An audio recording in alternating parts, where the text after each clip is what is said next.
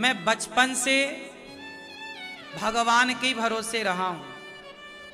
मेरा भगवान के सिवा आज से नहीं, जब से मैंने होश संभाला तब से बचपन से भगवान के भरोसे ही रहा। आप सोचिए, मैं जब छोटा था तो गाय चराने खेतों में जाया करता था, और बारिश के टाइम पे नदियों में बड़ा बाढ़ था, और उस समय ना खेतों में जंगलों में खूब पेड़ पौधे थे, खूब सारा जंगल टाइप का था, तो सांप बहुत थे। क्या बहुत थे? सांप। खेतों में जंगलों में अक्सर सांप बहुत होते। और मैं उस समय बहुत छोटा था, 13-14 साल का था। सांपों से मुझे बहुत डर लगता था, तो मैं माँ से कहा करता कि सांप बहुत रहते हैं खेतों में, मैं कैसे जाऊं? तो माँ कहा करती कि जाओ गैया चराने, भगवान है ना, भगवान के भरोसे रहना, कुछ नहीं होगा। बचपन से हमें ये पढ़ाया गया माँ के द्वारा, बचपन से हमें ये सिखाया गया पिता के द्वारा कि भरोसे भगवान की रहना है।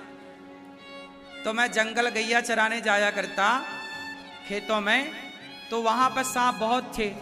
कई बार मैं बैठा रहता, सांप आ जाते। लेकिन देखिए, सांप इतने आसपास रहते। नदियों में कई बार हम तैरते, गैया नदी पार करके चली जाती बारिश का समय, तो मैं भी जाता फिर गायों के लिए।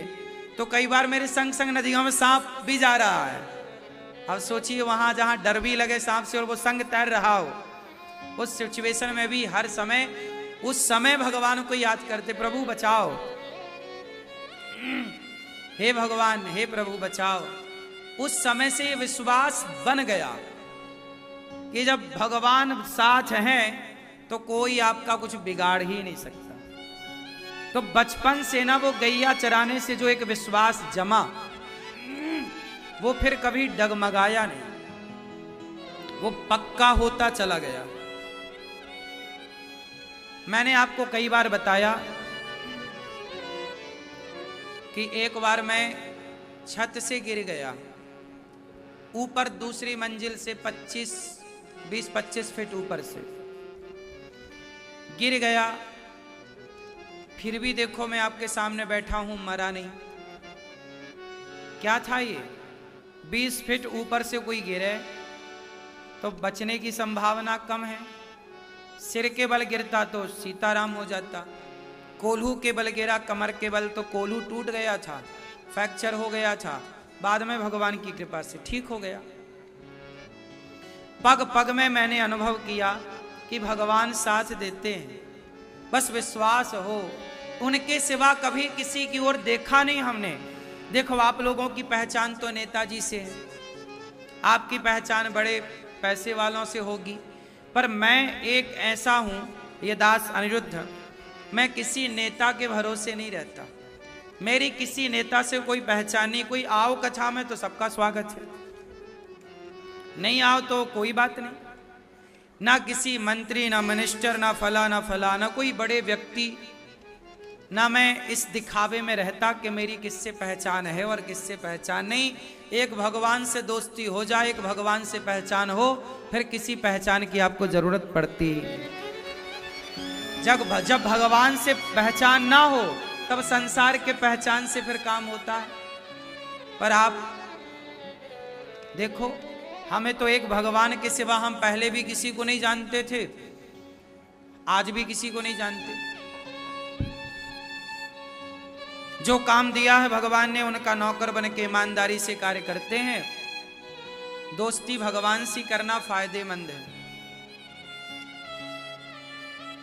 तो जब मैं वृंदावन पढ़ने आया तो मुझे जिस गुरुकुल में मैं पढ़ने आया, तो उस गुरुकुल में वहां के मैनेजर ने कहा कि यहाँ जगह पूरी हो गई है, अब आपका नाम नहीं लिखा जाएगा, आपको यहाँ नहीं रहने दिया जाएगा, क्योंकि अब यहाँ पूरे बच्चे हो चुके हैं। ये घटना है 2006, 17 जुलाई। जब 2006 में मैं पहली बार वृंदावन आया, तो पढ़ने जब आया तो यहाँ मैनेजर साहब ने कहा कि पूरा भर चुका है विद्यालय, अब बच्चों की भर्ती नहीं, अब तुम जाओ। तो हम लोग वापस जाने लगे तो बिहारी जी का दर्शन करने गए कि अब चले ही रहे हैं तो बिहारी जी से मिल लेते हैं। तो बिहारी जी को पहली बार मैंने 2006 में देखा था प्रत्यक्ष, पहली बार मैंने दर्शन किया बिहारी जी की। वो साल था 2006 का, तारीख थी 17 जुलाई। बिहारी जी को देखा, मैनेजर तो मना कर चुका था कि जाओ। मैंने बिहारी जी से पहली बार तब कहा था, उस समय मेरी उम्र थी 16 साल। मैंने बिहारी जी से कहा कि बिहारी जी, वो मैनेजर साहब कह रहे हैं कि आप जाओ। मैंने भगवान से रोते हुए कहा था ये बात, हे बिहारी जी, आपका वृंदावन इतना बड़ा है, जहां सब लोग जूते चप्पल उतारते होंगे आप वहां मुझे रख लो, पर अपने से दूर ना करो, मैं वहां रह के पढ़ लूंगा। और ये कहकर के बिहारी जी से मैं आया तो जिस मैनेजर ने कहा था जाओ, देखिए उसी मैनेजर ने कह दिया अच्छा आओ रहो। ये प्रत्यक्ष की बातें हैं। अब मैं कैसे विश्वास ना करूं भगवान पर, ये बताइए। विश्वास ना करने का मेरे पास कोई रीजन नहीं है। विश्वास भगवान पर ना करने का मेरे पास कोई कारण नहीं है। विश्वास करने के मेरे पास बहुत सारे कारण हैं। इसलिए मेरा विश्वास दिनों दिन गहरा होता चला गया और आप सबके आशीर्वाद और भगवान की कृपा से आप सबकी सेवा करने की ये जिम्मेदारी बिहारी जी ने दे दी।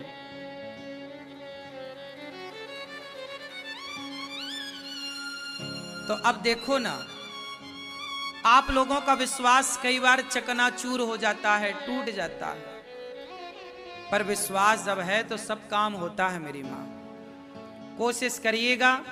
देखो, हानि लाभ आएगा जाएगा, उतार चढ़ाव आएंगे जाएंगे, सुख दुख होगा, बिल्कुल होगा, घबराओ मत। आपका एक सवाल बड़ा गलत है। आप लोग सवाल करते हो भगवान से, हे भगवान, हम तुम्हारे इतने बड़े पुजारी हैं, इतने बड़े भक्त हैं, इतनी पूजा करी, इतना व्रत उपवास किया, इतना तीर्थ यात्रा करी, फिर भी देखो हमारे साथ बुरा हुआ। ये शिकायत गलत है। बुरा कभी किसी के साथ नहीं होता, बुरा होता ही नहीं है। बस एक बात याद रखो कि जो होता है अच्छे के लिए होता है, बुरा होता ही नहीं है। लेकिन कई बार वो सिचुएशन ऐसी है, स्थिति ऐसी बन जाती है कि आपको लगता कि ये बुरा हुआ। जैसे किसी के पति की मृत्यु हो गई, किसी के पुत्र की मृत्यु हो गई, वो कहेगा कि मैं कैसे कहूं कि अच्छा हुआ, वही तो बहुत बुरा हुआ। हाँ, कई बार आपको लगता है कि हमने इतनी पूजा पाठ की, पर देखो हमारे साथ कितना बुरा हुआ। आपको बुराई दिखती है, उसके पीछे की जो अच्छाई है वो नहीं नजर आती। मैंने आपको ये बात बार बार बताई है, आज फिर वही बात दोहरा दूं। एक मां मेरे पास आती है, अभी कुछ महीनों पुरानी घटना है। एक मां मेरे पास आई, बोली महाराज, भगवान ने मेरे साथ बहुत गलत किया। क्या किया? मेरा जवान बेटा 25 साल का मुझे छोड़कर चला गया। विवाह था, विवाह की तैयारियां हो गई थी, विवाह हो उसके पहले बेटे की मृत्यु हो गई। भगवान ने मेरे साथ बहुत गलत किया। मैंने इतनी पूजा की, इतनी भक्ति की, उसका ये शिला दिया, ये परिणाम दिया भगवान ने। वो मां शिकायत लिए बैठी है, भगवान ने ऐसा क्यों किया, ऐसा क्यों हुआ। कितनी शिकायतें हैं, और शिकायत होना भी ठीक है, क्या करोगे। तब मैंने उस माँ से कहा, माँ, एक पहलू तो यह है कि तुम भगवान से शिकायत करो, जो कि तुम कर रही हो, पर इसका एक दूसरा पहलू यह है, आपने दूसरा पहलू तो देखा ही नहीं, तो बताओ क्या है। अच्छा आप लोग बताओ, किसी माँ का बेटा चला गया 25 साल का जवान विवाह के पहले, तो वो माँ तो रोएगी ना, उसका अधिकार भी है रोने का, और वो भगवान से शिकायत करेगी भी, क्योंकि शिकायत करना भी उसका अधिकार है। लेकिन ये एक पहलू होता है शिकायत करना और भगवान को ये उलाहना देना कि हमने इतनी पूजा की, लेकिन इसका एक दूसरा पहलू भी होता है। क्या आप लोग कभी उस दूसरे पक्ष को देख पाते हैं? बताओ दूसरा पक्ष क्या है? दूसरा पक्ष ये होता है, मैंने उस मां से कहा, मां तुम्हारे भाग्य में तो पुत्र था ही नहीं,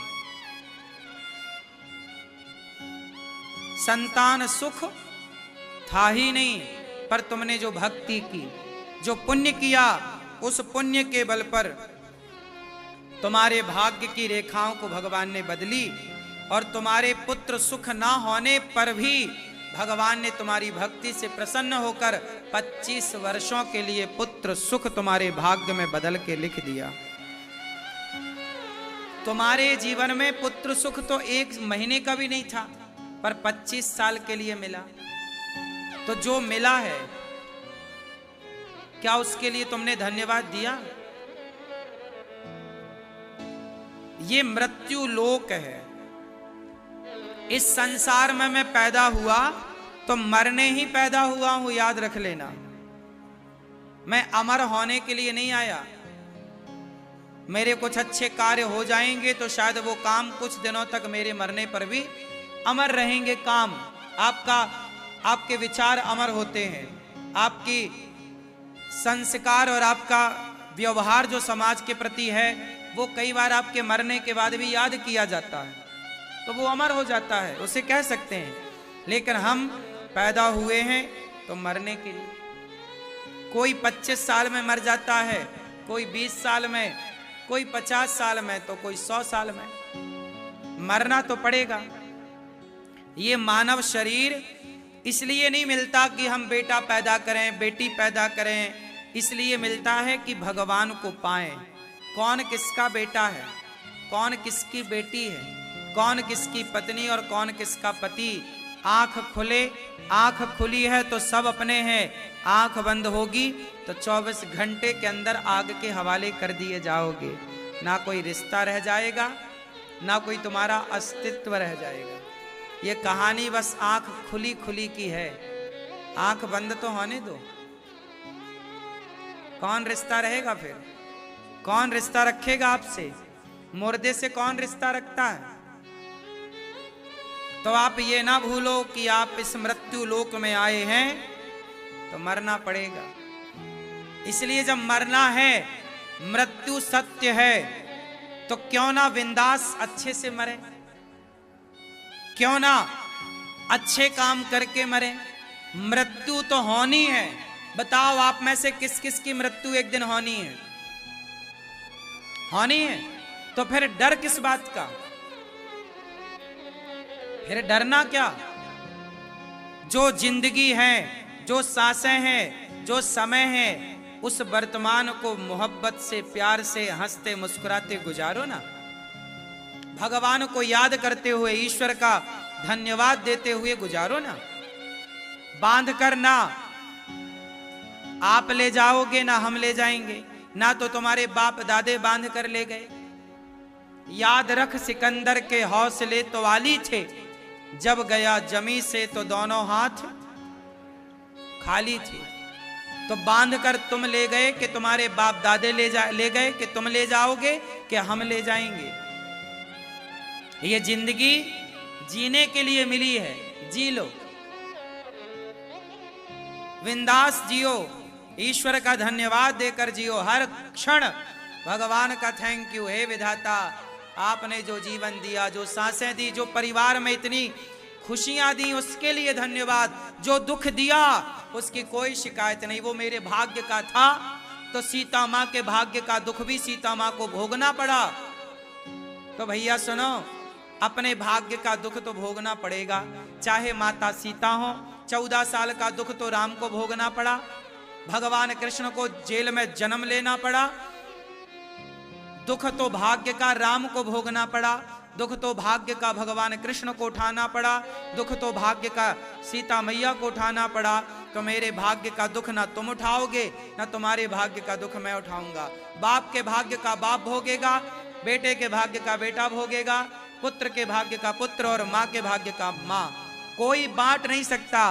तुम्हारे पांव का दर्द मैं नहीं ले सकता और मेरे पांव का दर्द आप नहीं ले सकते। यही तो मृत्यु लोक है, यहाँ अपने अपने का भोगना है रे बाबा, फिर भी आप समझते नहीं।